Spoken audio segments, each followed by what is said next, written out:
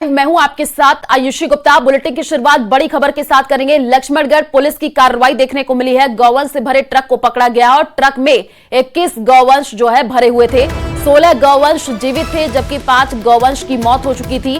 चालक ट्रक को छोड़ करके फरार हो गया था। इस वक्त की सबसे बड़ी जानकारी आपको दे रहे हैं। दिल्ली मुंबई एक्सप्रेसवे पर लक्ष्मणगढ़ थाना क्षेत्र के पिलर नंबर 121 का ये पूरा मामला है और ये बड़ी कार्रवाई देखने को मिली है। गौवंश से भरे ट्रक को पकड़ लिया गया है। बड़ी जानकारी आपको दे रहे हैं।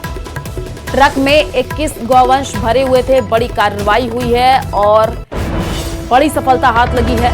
ट्रक में कुल 21 गौवंशों को जो है भर करके ले जाया जा रहा था और उसके बाद से पुलिस को जैसे ही सूचना मिली, पुलिस ने बड़ी कार्रवाई की है। लक्ष्मणगढ़ पुलिस की ये बड़ी कार्रवाई देखने को मिली है जहां पर गौवंश से भरे ट्रक को पकड़ा गया। तस्वीरें भी आपको टीवी स्क्रीन पर दिखा रहे हैं। ये जो ट्रक आप देख रहे हैं, इसी ट्रक में गौवंश भरे जाने की सूचना मिली। उसके बाद से पुलिस की टीम मौके पर पहुंची और 21 गौवंश जो है इस ट्रक में भरे हुए थे।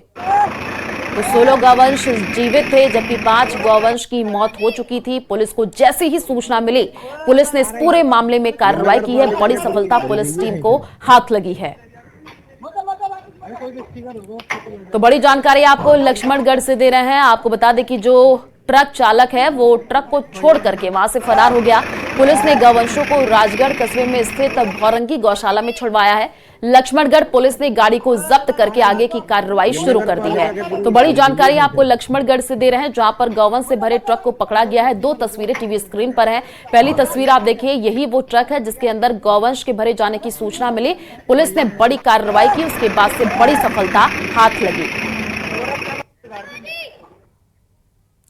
जयपुर में लग्जरी वेंडिंग वेंडर्स समेत कुल 22 जगहों पर आयकर विभाग ने शिकंजा कसा है, जिसमें वेंडिंग प्लानर, प्रमुख टेंट व्यवसायी और लग्जरी मैरिज इवेंट से जुड़ी कंपनियों पर छापेमारी में पहली बार प्रदेश में क्रिप्टो करेंसी खाता मिला है।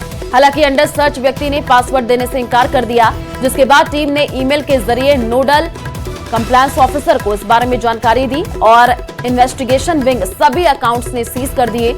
आपको बता दें कि इनकम विभाग ने छापेमारी के दौरान अब तक कुल 20 लॉकर से 8 करोड़ 76 लाख कैश, इसके अलावा 5.76 किलो सोना और कीमती जेवरात जब्त किए हैं, जिनकी कीमत करीब 3.41 करोड़ बताई जा रही है। तो जयपुर से आपको ये बड़ी जानकारी दे रहे हैं, जहां पर आपको बता दें कि जयपुर में लग्जरी वेंडिंग वेंडर्स पर आईटी की रेड देखने को मिली है और बड़ी कार्रवाई ये मानी जा रही है। लॉकर से अब तक 8 करोड़ 76 लाख जो कैश है वो भी मिला है।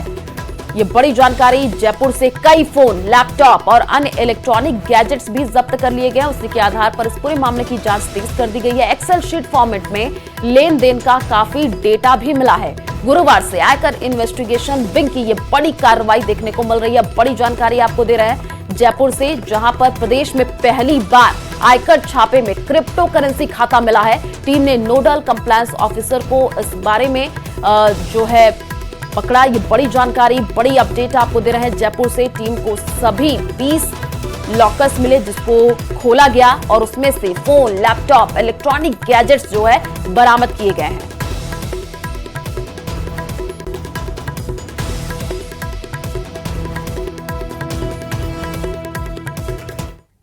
और अब खबर जो हम आपको दिखाने जा रहे हैं वो उन माता पिता के लिए है जो अपने बच्चों को अक्सर हॉस्टल भेज करके पढ़ाते हैं। करौली के एक हॉस्टल में रह करके पढ़ाई कर रहे बच्चे की मौत हो गई। परिजनों ने 2 शिक्षकों पर मारपीट समेत कई गंभीर आरोप भी लगाए हैं। देखिए इस रिपोर्ट में माता पिता का छलकता दर्द और 14 साल के बच्चे की जिंदगी कैसे हॉस्टल में खत्म हो गई।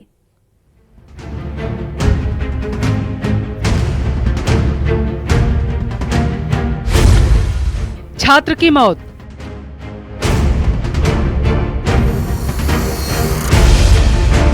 शिक्षकों पर हत्या का आरोप, अस्पताल में धरना प्रदर्शन, समझाइश के बाद बनी सहमति। प्रदर्शन की ये तस्वीरें माँ बाप के उस दर्द को बयां कर रही हैं, जिसके घर का चिराग बुझ गया है, जिस माँ का आंचल सूना हो गया। परिजनों ने विद्यालय पर गंभीर आरोप लगाए। उधर प्रशासन की समझाइश के बाद परिजन शव का पोस्टमार्टम कराने को राजी हो चुके हैं। तब हमारा बच्चा स्कूल में पढ़े हो जी। जो वो उसने मास्टर वहाँ से छत पर से झुला के भगा दिया, तो उसके पैर में भी चोट आई और यहाँ छाती में भी आई। सलेमपुर गांव निवासी दिलराज मीणा 7वीं कक्षा का छात्र था और निजी आवासीय विद्यालय में पढ़ता था। परिजनों ने हॉस्टल की ही 2 शिक्षकों पर मारपीट का गंभीर आरोप लगाया, जिससे बच्चा गंभीर रूप से घायल हो गया है। सूचना मिलने पर परिजन हॉस्टल पहुंचे। परिजनों ने बच्चे को गंगापुर के निजी अस्पताल में भर्ती करवाया। 2 दिन बाद बच्चे को करौली के सरकारी अस्पताल भेजा गया। हालात गंभीर होने पर उसे जयपुर रेफर किया गया। 20 दिसंबर को जयपुर ले जाते वक्त रास्ते में ही मासूम ने दम तोड़ दिया। परिजन बच्चे को वापस लेकर करौली अस्पताल पहुंचे और शव को मोर्चरी में रखवाया गया।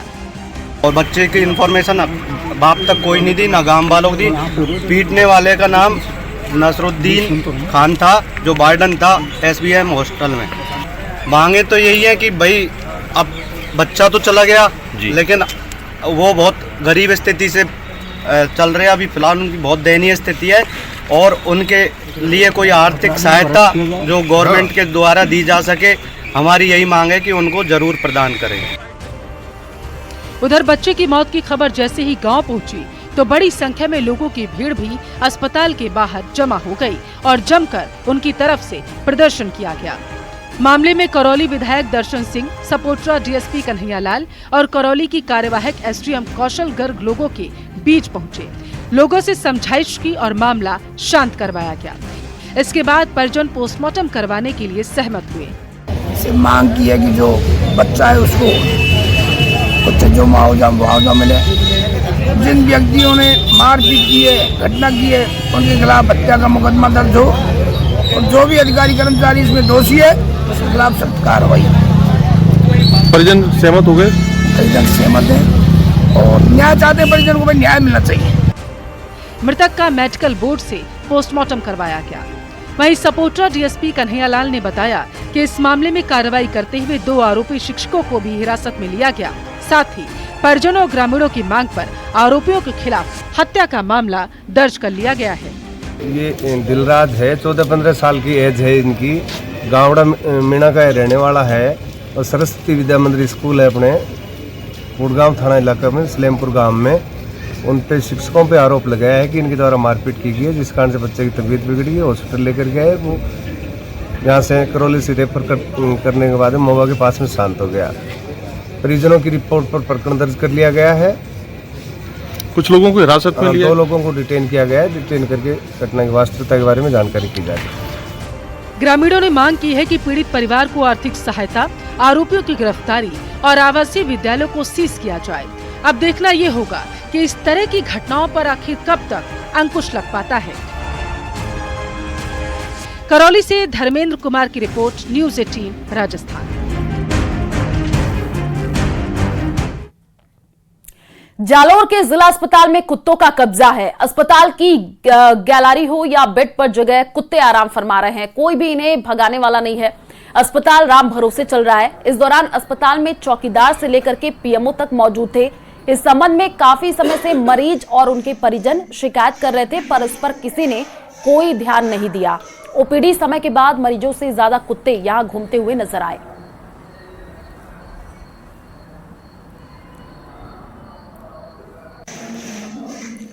तो जालोर की ये तस्वीर सामने आई है, सरकारी हॉस्पिटल की ये तस्वीर है। आप देखिए कैसे अस्पताल की गैलरी और वार्डों में ये कुत्ता घूमता हुआ दिख रहा है। OPD सहित परिसर में हर जगह इसी तरीके से तस्वीरें देखने को मिल रही हैं।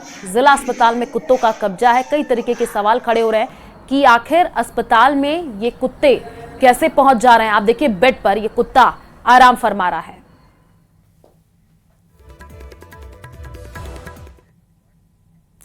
अलवर AICC के राष्ट्रीय महासचिव जितेंद्र सिंह ने रविवार को फूलबाग आवास पर मीडिया से बातचीत की। इस दौरान कहा कि संसद में चप्पे चप्पे पर CCTV लगे हैं और राहुल गांधी ने किसी को धक्का दिया है तो उन कैमरों को चलवा करके देखा जाए। अंबेडकर का अपमान जनता नहीं सहेगी। कांग्रेस के कार्यकर्ता आगे बीजेपी को कड़ा जवाब देंगे। 24 दिसंबर को अलवर में बड़ा विरोध प्रदर्शन किया जाएगा। यही नहीं, जितेंद्र सिंह ने मध्य प्रदेश में ED की रेड के बाद एक दंपत्ति के सुसाइड करने के मामले में कहा कि बीजेपी के नेता हिटलर व बाबर बने हुए हैं। अंबेडकर जो एक सिर्फ एक व्यक्ति नहीं है, लेकिन इस देश की आवाज है, इन गरीबों की आवाज है। उनके लिए जो अपशब्द देश की सबसे बड़ी पंचायत संसद के अंदर जो उन्होंने बोला है, उसकी हम निंदा करते हैं। पूरे देश की जनता, गरीब इसकी निंदा करता है और ये दर्शाता है कि भारतीय जनता पार्टी की क्या सोच है। 75 वर्ष संविधान के पूरे होने पर उस पर 2 दिन की विशेष चर्चा दोनों ही सदनों के अंदर हो रही है और उस चर्चा के दौरान जिस व्यक्ति ने इस देश का संविधान रचा और एक ऐसा संविधान दिया जो पूरी दुनिया में सबसे बड़ा है, उस संविधान के रचयिता के लिए गृह मंत्री ये कहते हैं कि क्या अंबेडकर अंबेडकर अंबेडकर अंबेडकर लगा रखा है, एक फैशन बना लिया लोगों ने। इससे अच्छा तो हम भगवान का नाम लेते तो 7 पीढ़ी तर जाती। सबसे पहले तो मैं कहता हूं, भगवान का नाम लेने से रोका किसने? सरकार के 1 साल के कार्यकाल पूरा होने पर सीकर में कांग्रेस की ओर से प्रेस वार्ता की गई और इस दौरान पूर्व मंत्री शकुंतला रावत ने बीजेपी सरकार पर जमकर के निशाना साधा। उन्होंने कहा कि झूठे वादे कर सरकार सत्ता में आई और एक भी वादा पूरा नहीं किया गया। युवाओं, बेरोजगारों के साथ धोखा किया है। साथ ही कहा सरकार रोजगार देने में भी पूरी तरीके से विफल रही है और कानून व्यवस्था भी चौपट हो चुकी है।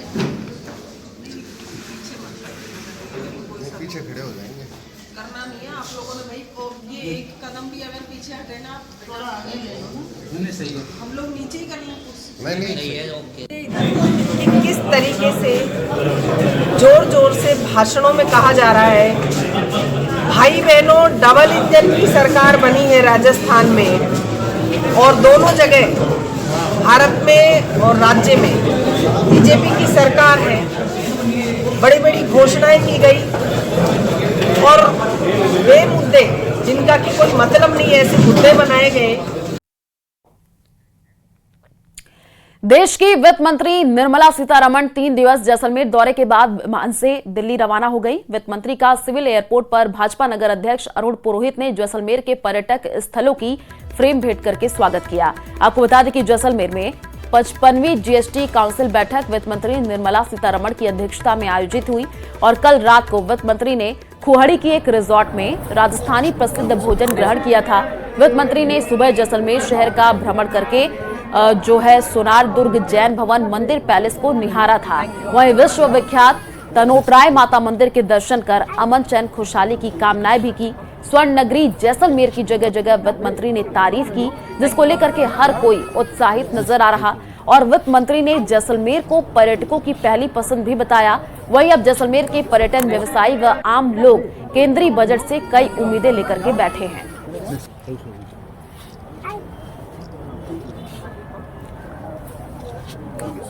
जयपुर से बड़ी खबर सामने आ रही है। झावर सिंह खर्रा ने कांग्रेस पर निशाना साधा है। कांग्रेस ने बाबा साहेब अंबेडकर का अपमान किया, मंत्रिमंडल से इस्तीफा दिलवाया। झावर सिंह खर्रा का यह कहना है, बाबा साहेब का अपमान करने में कोई कसर नहीं छोड़ी। बीजेपी ने हमेशा बाबा साहेब का सम्मान किया। तो जयपुर से इस वक्त की सबसे बड़ी जानकारी, क्या कुछ उन्होंने कहा वो सुनिए।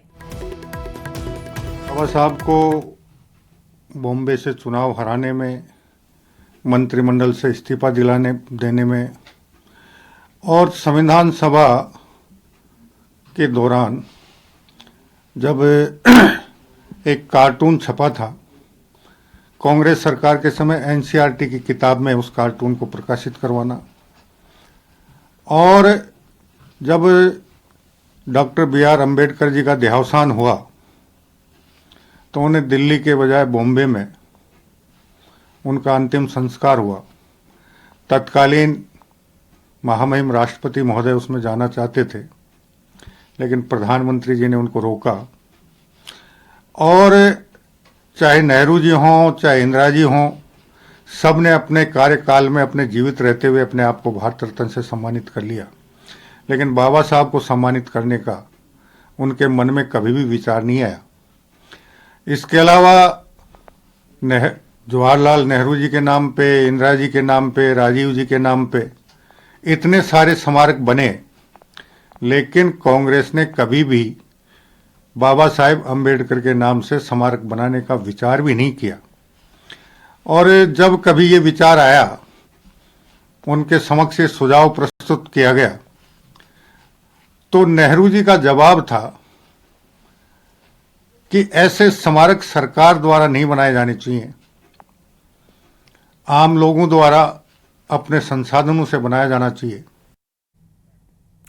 रिटायर्ड आईएएस करणी सिंह राठौड़ का आज उनके पैतृक गांव लुनासर में अंतिम संस्कार हुआ। उनके निधन की खबर के बाद पूरा गांव लुनासर में सन्नाटा पसर गया। जैसे ही उनका शव जयपुर से पैतृक गांव लुनासर पहुंचा, वहां मौजूद लोगों की आंखें नम हो गई। पूर्व आईएएस करणी सिंह राठौड़ की पार्थिव देह को श्रद्धांजलि देने के लिए रतनगढ़ के पूर्व विधायक अभिनेश महर्षि समेत कई जनप्रतिनिधि और अधिकारी शामिल हुए। रिटायर्ड आईएएस करणी सिंह राठौड़ का जयपुर के भांगकोटा के अग्निकांड में निधन हो गया था।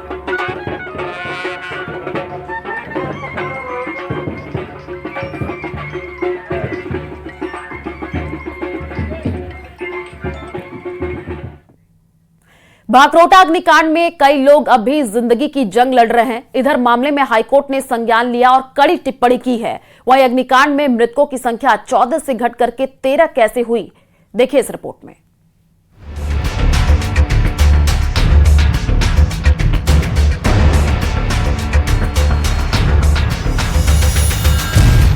भांकरोटा अग्निकांड, हाई कोर्ट का संज्ञान।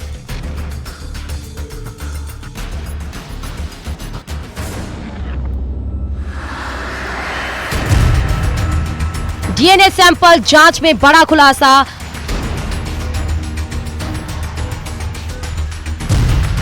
जिंदगी की जंग लड़ रहे 23 लोग। भांकरोटा अग्निकांड में अब तक 13 लोगों की मौत हो चुकी। इससे पहले अग्निकांड में 14 की मौत होने की बात सामने आई थी, लेकिन जब मृतकों के सैंपल को डीएनए जांच के लिए भेजा गया तो उसमें खुलासा हुआ कि एक शव के 2 हिस्से होने के कारण 2 मृतक मान लिए गए थे। अभी भी आईसीयू में 23 लोग जिंदगी के जंग लड़ रहे हैं। इनमें से 3 वेंटिलेटर पर हैं। वहीं डीएनए जांच में 2 की शिनाख्त हुई, जिसमें रिटायर्ड आईएएस करणी सिंह और यूपी निवासी संजय हैं। क्योंकि अब उनमें काफी, एक तो जो शॉक था वो भी कवर हुआ है और दर्द का भी कम हुआ है। अब वो तो अपने आप में ठीक हैं। कुछ लोग जाने के लिए भी कह रहे हैं, तो उससे जो 30% से कम वाले थे उनमें तो वास्तव में बहुत अच्छा मरीजों को फ़ायदा पहुंचा है। काफ़ी लोग घर जाने के लिए कह रहे हैं। 3 पेशेंट अभी वेंटिलेटर पे हैं, जो हमारे लिए भी एक चिंता का विषय है।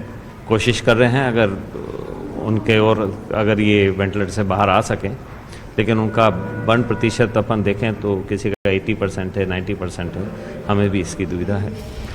वहीं आज रविवार को सांसद मंजू शर्मा और कलेक्टर जितेंद्र सोनी एसएमएस अस्पताल पहुंचे और मरीजों का हालचाल जाना। बहुत अच्छी व्यवस्था सरकार ने की हुई है और पूरा प्रशासन और पूरे डॉक्टर्स के, हॉस्पिटल के डॉक्टर्स, पेशेंट्स जो अंदर हैं उनकी तो पूरी व्यवस्था, देखभाल बहुत अच्छे से कर ही रहे हैं। हर डॉक्टर और हर पूरे स्टाफ के लोग हर एक व्यक्ति को बचाने की कोशिश में लगा हुआ है कि किसी भी तरीके से उनकी जान बच जाए, और सरकार पूरा उनके साथ है। प्रशासन ने पूरी उनके परिजनों के लिए भी रहने खाने की सबकी व्यवस्था कर रखी है और पैसा भी सरकार ने दिया है। पर टोटल इनिशियली 32 पेशेंट आए थे। 32 पेशेंट में 8 पेशेंट को हम बचा नहीं पाए, जो कि हायर परसेंटेज ऑफ बर्न थे। और जैसा मैंने शुरू में ही बताया था कि 15 पेशेंट ऐसे हैं जो 50% से ऊपर हैं और काफ़ी डीप बर्न वाले हैं, तो वो सभी गंभीर हालत में ही हैं। अभी उनमें से 8 पेशेंट की डेथ हुई है और बाकी अभी हमारे पास 23 पेशेंट है। एक पेशेंट डिस्चार्ज ऑन रिक्वेस्ट है, तो 23 पेशेंट हमारे पास में है। हम जो भी उनके लिए बेस्ट पॉसिबल ट्रीटमेंट है वो हम कर रहे हैं। उनके लिए ड्रेसिंग्स वगैरह का अभी हम जो पहले दिन ड्रेसिंग हुई थी उसके बाद अब ड्रेसिंग हम 48 आवर बाद चेंज करते हैं, तो अभी सभी पेशेंट की ड्रेसिंग वगैरह की जा रही है। और जो भी बाकी जो ट्रीटमेंट होना चाहिए, जो भी एंटीबायोटिक, हायर एंटीबायोटिक उनको शिफ्ट करना है, वो हम कर रहे हैं। वहीं एसएमएस अस्पताल के बर्न वार्ड के बाहर परिजनों का जमावड़ा है। हादसे के दिन क्या हुआ था, परिजन उसकी कहानी भी बयां कर रहे हैं। हाँ, वहाँ पे उदयपुर सिटी से आ रहा था। वो बस में था। वो मेहनत करता था वहाँ से, मेहनत धंधा करने वाला था। 3-4 महीने से वापस आ रहा था घर से, तो वहाँ से बस में बैठा तो ऐसे बोला, मम्मी मैं घर पर आ रहा हूँ खा कमा कर। तो 9:30 बजे बस में बैठा तो हमारे से बात हुई। मैं आपका पुत्र हो गई। बोले मैं 6:45 उतर जाऊँगा जयपुर, मेरी जयपुर तक की टिकट है। बता रहे कम है, बहुत ज्यादा लग रहा है। मैं तो पूरा फेस है, दोनों हाथ है पीछे से। आपने देखा उन्हें जाकर? हाँ, अंदर मिले देखा। हैं? उदयपुर से आ रहे थे, जयपुर आ रहे थे, कुछ काम मेरे भाई के एग्जाम कुछ था, उसके साथ मेरे भांजा भी साथ में आया था, उसके बस में थे वो। इधर मामले में अब तक किसी भी अधिकारी पर कार्रवाई नहीं हुई है।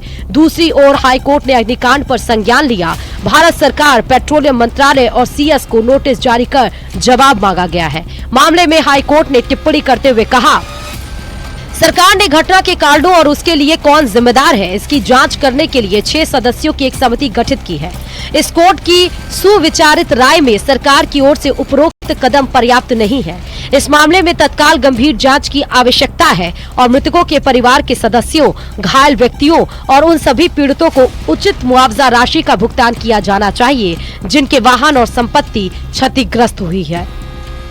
फिलहाल हादसे में झुलसे लोगों का इलाज जारी है, लेकिन अब देखना होगा कि हाईकोर्ट की सख्त टिप्पणी के बाद राज्य सरकार क्या एक्शन लेती है। Bureau report, news 18 Rajasthan. Kuwait ने पीएम मोदी को अपना सर्वोच्च सम्मान द ऑर्डर ऑफ मुबारक अल कबीर से सम्मानित किया। ये किसी देश की तरफ से पीएम को दिया गया 20वां अंतर्राष्ट्रीय सम्मान है। ये सम्मान पीएम से पहले बिल क्लिंटन, प्रिंस चार्ल्स और जॉर्ज बुश को दिया जा चुका है। तो ये बड़ी जानकारी आपको कुवैत से दे रहे हैं। तस्वीरें भी टीवी स्क्रीन पर हैं, आप देखिए।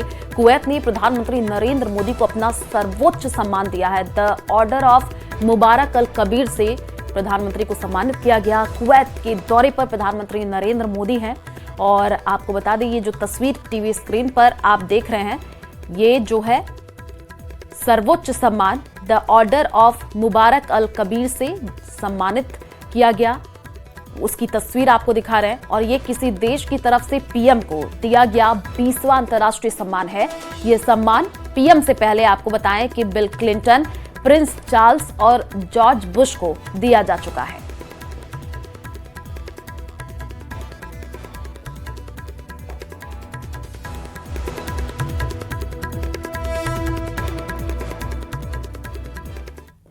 चलिए रुक करते हैं अगली खबर की ओर। यूं तो देश में कई पवित्र नदियां हैं और कई मेले आयोजित होते हैं, लेकिन बाड़मेर जिले के चौटन के धोरों में आयोजित होने वाले सुइया मेले की अलग ही पहचान और महत्व है। मान्यता के अनुसार डूंगरपुर मठ के सानिध्य में लगने वाला सुइया मेला कुंभ से उच्च मान्यता, पवित्रता के लिए प्रसिद्ध है।